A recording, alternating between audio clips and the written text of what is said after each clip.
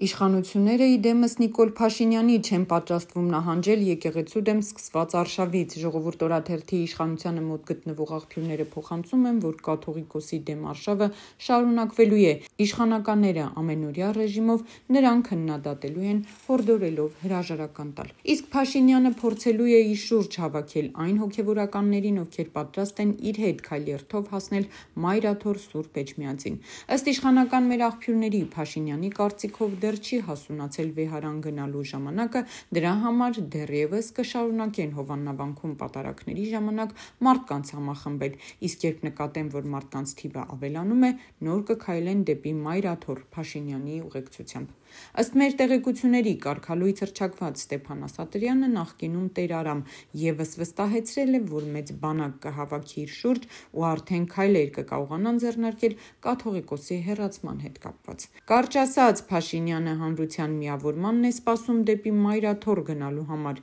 ինչն այս կիրակի չստացվեց, քանի որ իրենց ասած 10,000 մարդու փոխարեն հազիվ պետական ռեսուրսների միջոցով կարողացան 1000 հոգու Հովաննավանքի պատարագի տանել։ Փաշինյանն արդյունքներից շատ դժգոհ է։